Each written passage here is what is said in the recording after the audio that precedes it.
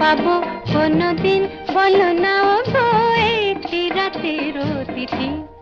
হায় মায়াবী তিথি, হে মধুর গীতি, আর কি পাবো কোনদিন বলো না ও গো একটি রাতের অতিথি। হায় মায়াবী তিথি।